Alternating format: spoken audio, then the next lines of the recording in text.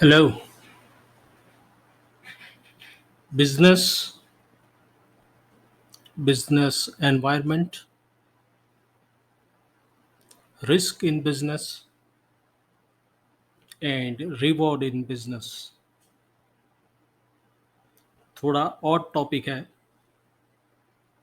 लेकिन जितना हो सके उतना कवर करने की मेरी जो लिमिटेड कैपेसिटी है उससे ट्राई करूँगा। सबसे पहले सोचे कि बिजनेस क्या है, फिर सोचे कि अगर आप बिजनेसमैन हैं तो 10 साल पहले आपका बिजनेस कैसा था, मार्जिन कितना था, आज बिजनेस कैसा है और मार्जिन कितना है, पहले रिस्क कितने थे और आज रिस्क कितने हैं। पहले सब पेपर वर्क था, आज डिजिटलाइजेशन हुआ है। तो पहले आपके पास ज़्यादा पेपर्स रहते थे या आज रहते हैं? मुझे जवाब मालूम है कि इतना डिजिटल ये सब हुआ फिर भी पेपर्स बहुत रखने पड़ते हैं। जो भी है, कुछ कर नहीं सकते, लेकिन ये सब शुरुआत कैसे हुई, क्यों हुई और किस तरह से हुई, उसके बारे में थोड़ी बात करते हैं। पहले के ज़माने में रिस्क में सिर्फ 3 चीज़ थी, भूतल, पाताल और अकाल। भूतल मान लीजिए बारिश कितनी हुई, ये वो एटसेट्रा। पाताल माने अर्थक्वेक या ऐसा कुछ, और अकाल माने के दुष्काल। अभी तो रिस्क बहुत है। चाइना यूक्रेन, या फिर करेंसी वॉर, या फॉरेक्स रिजर्व, आप बोलो वो मैं लिस्ट में ऐड कर सकता हूँ। पहले तो ज़माने में लोग सोना लेते थे 2 पैसे अगर उनके पास बचते थे तब, और घी पीते थे। आप अपने एल्डर्स को पूछ लेना। और अभी तो जब से रशिया ने रूबल को कनेक्ट किया है गोल्ड के साथ, गोल्ड नीचे ही जा रहा है। वॉर चालू है लेकिन फिर भी गोल्ड घिस रहा है। ये सब क्यों होता है? कौन सी लॉबी इसके पीछे काम करती है? बहुत ही स्ट्रांग लॉबी है। इतनी स्ट्रांग है कि कोई भी गवर्नमेंट, कोई भी सरकार, कोई भी सरमुख हत्यार किसी को भी ये चीत कर सकती है। जो वो बोले वहीं पे साइन करनी पड़ती है, जो वो बोले उसके साथ भागीदारी करनी पड़ती है, उसके अगेंस्ट में कुछ नहीं होता। 3 4 6 महीने पहले एक मैसेज बहुत वायरल हुआ था व्हाट्सएप में कि भाई एक कोई फैमिली है, वो ही डिसाइड करता है कि आपको लंच में डिश में क्या परोसा जाएगा। मैं तो नाम भूल गया, मैं मुझे ज़्यादा याद नहीं रहता अभी, लेकिन ये मैसेज आया था, ये याद है। कोई फैमिली था, ज्यूस फैमिली है वो। जो मैटर थी, कंटेंट जो उसमें था उतना भी गलत नहीं था। एक फैमिली है, एक नहीं, उसके कजिन भी है, दादा है, परदादा है, बेटे हैं, बेटियां हैं, सब है। तो सबसे पहले फर्स्ट वर्ल्ड वॉर 1918 में ख़त्म हुई। कोई भी जब वॉर ख़त्म होती है उसके बाद ज़ोरदार तेज़ी आती है।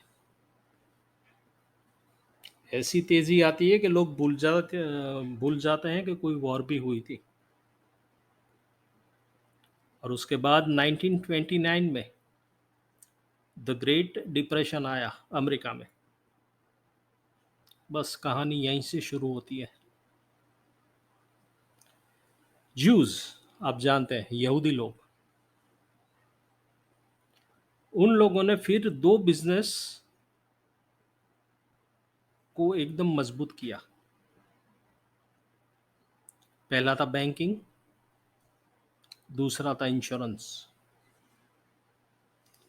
अगर आज आपको कोई भी बिजनेस करना हो तो ये दो चीज के सिवाय आप वो बिजनेस नहीं कर पाते।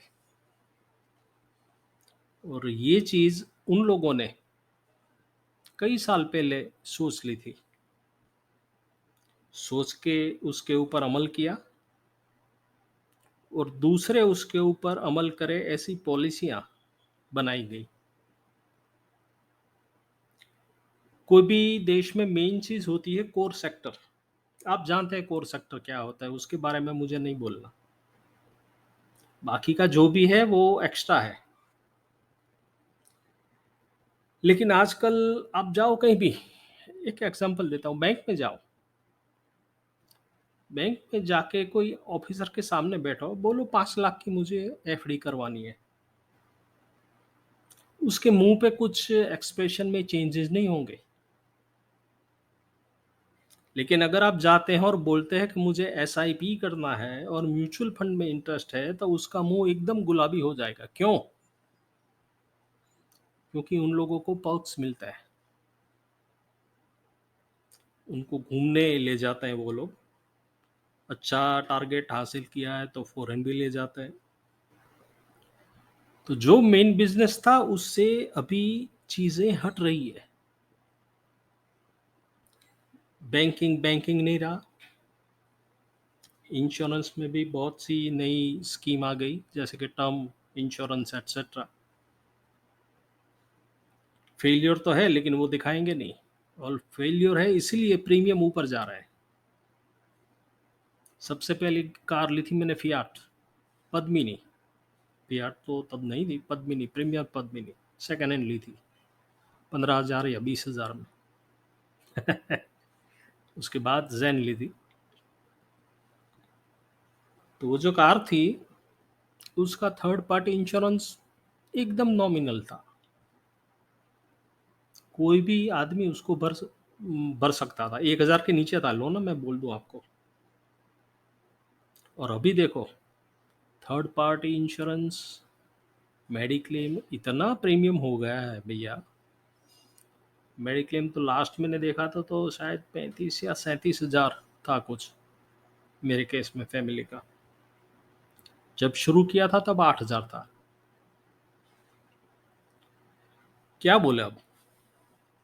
तो ये जो फेलियर हुई ना, ये सब रिफ्लेक्ट कर रही है प्रीमियम में। ऐसी कोई कंपटीशन नहीं है, ये लोग आपस में काट देते हैं इंश्योरेंस।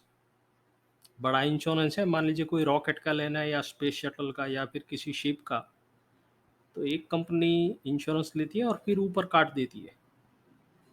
जैसे ये लोग क्रिकेट के सट्टे वाले लोग जो काटते हैं ना, ऐसे ही काटते हैं ये लोग। लेकिन वो ऑफिशियल कहलाता है, ये क्रिकेट का सट्टा अनऑफिशियल कहलाता है। और जो भी अपनी भूल है उसका बोझ ये लोग ग्राहक पे ठोकते हैं। जितना सिंप्लीफाई हो सके उतना बोलूंगा, ताकि सबको समझ में आ सके। मुझे हाई फाई वर्ड नहीं यूज करना है, जो भी है सब सब समझ पाए ऐसे बोलूंगा, ट्राई करूंगा ऐसे ही। अब आते हैं स्टॉक मार्केट पे। स्टॉक मार्केट में बुल रन जो होता है उसका एक ही उद्देश्य होता है, माल को चिपकाओ। लेकिन 99.9% लोग ये बात समझ नहीं पाते। और जब समझ आती है तब जेब खाली हो चुकी होती है। ये चौथी मंदी है मेरी कैरियर में, अभी तो शुरू हुई है, और भी उसको आगे जाना है। और जाना ही चाहिए, क्योंकि जो लास्ट तेजी हुई थी उसका कोई मेरिट नहीं था मेरे हिसाब से, कोई माने कोई नहीं। बिजनेस ठंडा था, कोरोना था, सब जगह पे लॉकडाउन था। ये सेंट्रल बैंक ने एक करना था कुछ, और कोई पेंशन फंड को बचाने के लिए पंप किया मार्केट में। और उनको ऐसे ही पता चला कि भाई इसमें तो कमाया जा सकता है, तो ये स्कीम शुरू हुई वर्ल्ड ओवर। सेंट्रल बैंक सभी आर्टिफिशियल प्रिंटिंग करके, जिसको फिएट मनी बोलते हैं, सभी जगह पे शेयर बाजार को सपोर्ट किया। बाकी कोई मेरिट नहीं थी, फंडामेंटल भी नहीं, इंटरनल भी नहीं, सिर्फ विंडो ड्रेसिंग था। मैं जानता हूँ मैं जो बोल रहा हूँ वो कड़वा है, लेकिन कोई उसको डिनाई नहीं कर सकता। और एक चीज़ आप खास ध्यान नोट कीजिए, बहुतों ने किया भी होगा, कि जब बुल मार्केट रहती है तो सभी जगह से ऊपर नीचे टेढ़ा, ऐसा फला ढिंगना जो भी है, सब अच्छे न्यूज़ आते हैं। और जैसे ही करेक्शन आता है तो सभी जगह से खराब न्यूज़ ही आते हैं। ऐसा क्यों है? मैं भी नहीं जानता ऐसा क्यों है, लेकिन आप ऑब्जर्व करना। एक्चुअली ये मेंटालिटी से कनेक्टेड है। बुल मार्केट होती है तो खराब न्यूज़ आता है, फिर भी हम डिस्काउंट कर देते हैं, भाई वो तो होता है, it's a part of game. और जब मंदी रहती है तब खराब न्यूज़ आता है तो उसको तुरंत नोट किया जाता है और उसके हिसाब से बाजार रिएक्शन देता है। तो एक भाई साहब है, मैं नाम नहीं दूंगा, आप सब उसको जानते हैं। शायद अक्टूबर में उनने 21 में बोला था कि ये स्टोरी तो अभी शुरू हुई है। जानते हैं आप, आई नो। अच्छा, अब एक काम कर लो, मार्केट ने टॉप कब बनाया 21 में वो भी देख लो। आपको ये चिपका और जुम्बेश क्या है उसका आइडिया आ जाएगा। मैं तो उस टाइम भी लोगों को कॉशन दे रहा था, लेकिन भाई नया नया ब्लड है, और ऐसे तो मैंने बहुत ब्लड देखे हैं। आते हैं मार्केट में, जोर से सौदा सौदा सौदे करते हैं, बड़े बड़े खर्चे करते हैं, टिप देते हैं, और फाइनल स्टेज में एनालिस्ट बन जाते हैं वो लोग। दूसरों को सलाह देते हैं कि ये करना है, ये नहीं करने का। तो ऐसी बहुत सी पीढ़ियां मैंने मेरी नज़र के सामने से गुजरती देखी है। तो मेरे लिए नया नहीं है, लेकिन एक बात मैं जानता हूँ कि जब भी करंट जनरेशन मार्केट में होती है और अगर आप उसको बोलो तो वो आपकी नहीं सुनेगा। ज़्यादा बोलेंगे तो चांसेस बहुत हाई है कि वो आपका इंसल्ट कर दे, और आपको यहाँ तक भी बोल देगा कि बूढ़े तेरे को क्या मालूम ट्रेडिंग क्या होती है। मैंने सुना है ये, इसलिए लंबे टाइम से मैंने ये सब सलाह सूचन बंद कर दिए।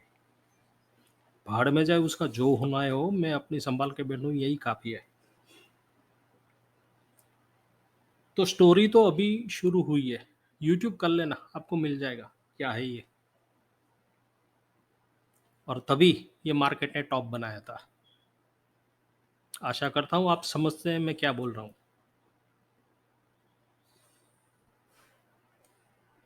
मार्केट प्लेयर ही मार्केट में तेजी लाता है, मार्केट प्लेयर ही मंदी लाता है। मंदी की शुरुआत मंदोड़ियों से नहीं होती, तेजी वालों से ही होती है। और मंदी का एंड मंदोड़िए लाते हैं, जब ओवर शॉर्ट सेलिंग करते हैं तब, और फिर बुल उसका फ़ायदा उठाते हैं। ये सब बहुत ही कॉमन चीज़ है, उसके बारे में मुझे बोलने की ज़रूरत नहीं है। लेकिन देखने वाली बात यह है कि सबसे पहले सेलिंग बुल मार्केट में बुल करता है, और बेयर मार्केट में उससे उल्टा है। इधर हालत उतनी अच्छी नहीं है, अभी नहीं, 2016 से मैं ये ऑब्जर्व कर रहा हूँ। लेकिन अगर पहले मैं बोलता तो कौन सुनता भाई मेरी, कोई नहीं सुनता। और वर्ल्ड में भी बहुत तकलीफ है, फॉरेक्स रिजर्व ये सब जो कल रात को भी डिस्कस हुआ था, वो लोग तो एक्सपर्ट है, पढ़े लिखे हैं। मेरे पास तो सिर्फ अनुभव है, उससे ज़्यादा नहीं है, मैं सिर्फ ग्रेजुएट हूँ। लेकिन एक बार मेरी बेटी की मैनेजमेंट कॉलेज में, क्योंकि दिन के साथ उठना बैठना बहुत होता था और वो मेरे व्यूज़ जानता था थोड़ा, तो उसने ऐसे ही किसी को बोले बगैर मुझे स्टेज पे बुला लिया था।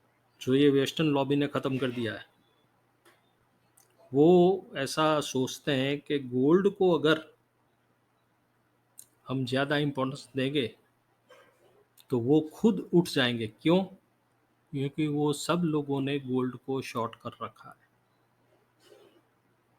किटको का जब मैं मॉडरेटर था, किटको आपको याद होगा, गोल्ड की बहुत बड़ी वेबसाइट है। तब हम डिस्कस करते थे कि भई एक दिन आएगा ये $400 अब खुलेगा, $500 अब खुलेगा, लेकिन आज तक वो दिन नहीं आया। ये सेंट्रल बैंक्स की ताकत दिखाता है। लेकिन आएगा, ज़रूर आएगा, लेकिन कब आएगा ये किसी को मालूम नहीं है। 15-20 साल पहले हम लोग बातें करते थे कि ये महीने में आएगा, 2 महीने में आएगा। उस टाइम में तो 600 जब लेवल क्रॉस किया था गोल्ड ने, वो बहुत बड़ा न्यूज़ था। भई 600 के ऊपर गया, अभी तो 2000 जाके आया और फिर से 18-25 1825 के आसपास ट्रेड कर रहा है। कब? जब वॉर चालू है तब। क्यों हुआ? क्योंकि रशिया ने अपनी करेंसी का कनेक्शन गोल्ड के साथ जोड़ा। अब ये देखो, कितनी भयंकर लॉबी होगी ये, कि रूबल और गोल्ड का कनेक्शन हुआ और ये लोगों ने गोल्ड को ठोकना शुरू कर दिया। ये लोग बहुत पावरफुल हैं, लेकिन उसकी भी सीमाएँ होती हैं, क्योंकि खुद की उन लोगों की इकोनॉमी में कुछ दम नहीं है अभी।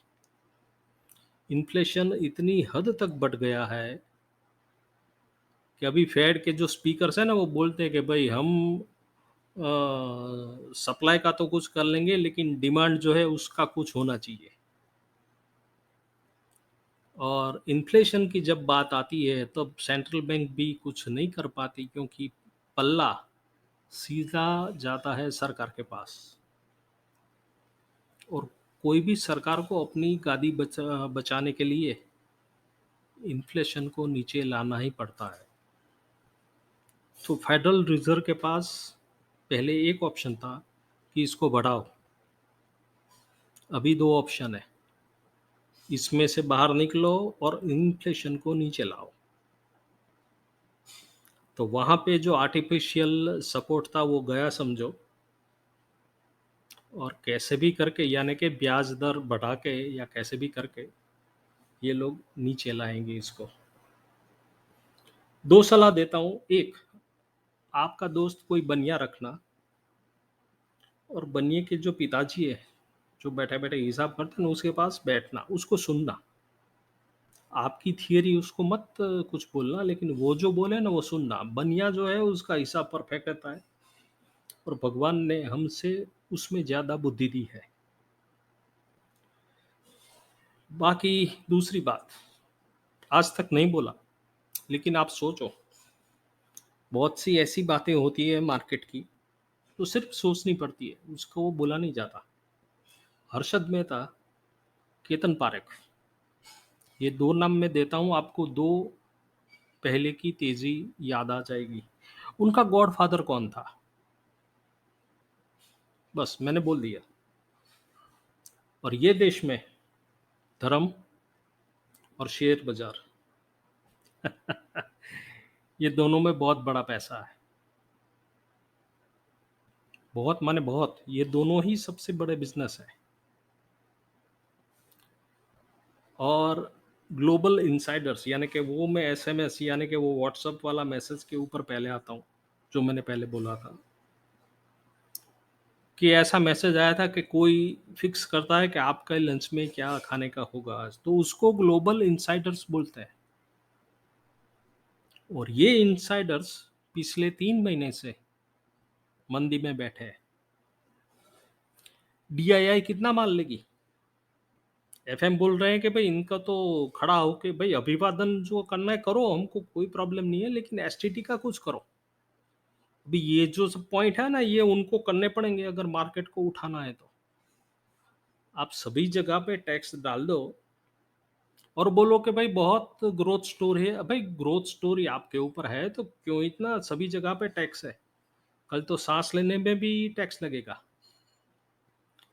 तो गवर्नमेंट को भी सोचना पड़ेगा। अगर ग्रोथ है तो दिखाओ, दिखना चाहिए ग्रोथ। आपका रुपये 80 की तरफ जा रहा है, ये तो जाएगा 85 के ऊपर। मुझे तो दम नहीं लगता कुछ, जितने थोड़े बहुत मैं बोल सकता था इनटू ब्रैकेट वो मैं बोल गया। बाकी का आप सोच के अभ्यास करना इसके बारे में। जितना भी सिंपल हो सके उतना सिंपल एग्जाम्पल देने की ट्राई की है। बाकी अभी चाय का टाइम टाइम हो रहा है, तो आओ बैठ के चाय पीते हैं। चाय वाला तो नहीं हूँ, लेकिन चाय परोसने वाला तो हूँ मैं। बाय, नमस्ते and have a nice weekend. Bye.